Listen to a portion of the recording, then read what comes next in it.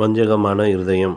என் தகப்பனுக்காக துக்கிக்கும் நாட்கள் சீக்கிரமாய் வரும். அப்பொழுது என் சகோதரனாகிய யாக்கோபைக் கொன்று போடுவேன் என்று ஏசா தன் இருதயத்தில் சொல்லிக் கொண்டான். ஆதியாகமம் 27:41. ஏசா தன்னுடைய ஆவிக்குரிய போராட்டத்திலே தோல்வி அடைந்ததற்கு ஒரு காரணம் தன்னுடைய மனதிலே கசப்பையும் வைராக்கியத்தையும் பழிவாங்க வேண்டுமென்ற வஞ்சத்தையும் வைத்திருந்ததாகும்.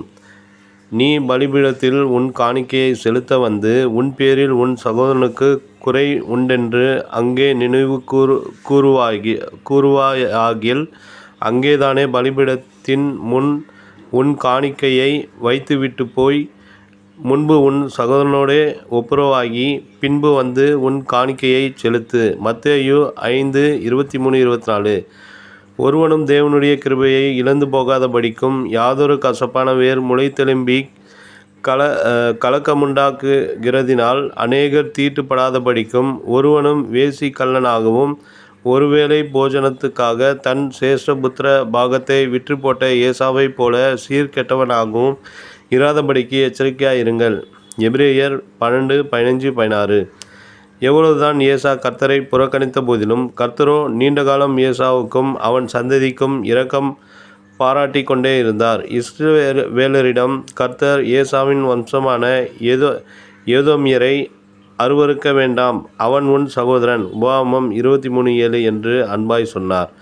ஆனால் ஏதோமியரோ தொடர்ந்து இஸ்ரவேலரை பகைத்து கொண்டே இருந்தார்கள்.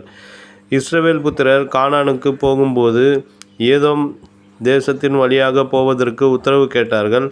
ஆனால் ஏதோமியர், நீ தேசத்தின் வழியாய் கடந்து போகக்கூடாது, போனால் பட்டயத்தோடே உன்னை எதிர்க்க புறப்படுவேன் என்று அவனுக்கு சொல்லச் சொன்னான். என்னாகமம் 20:18.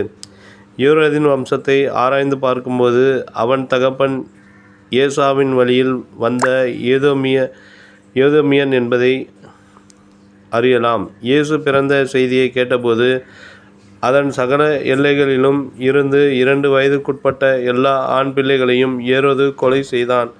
மத்தேயு 2:16. அதுபோல இயேசுவின் சீசனாய் இருந்த யாக்கோபை பட்டயக்கருகினால் வெட்டினாள். கடைசி வரையிலும் தேவனுடைய ஊழியத்திற்கு எதிர்த்து நின்றவர்தான் இந்த ஏரோது. அப்போஸ்தலர் 12:1-2.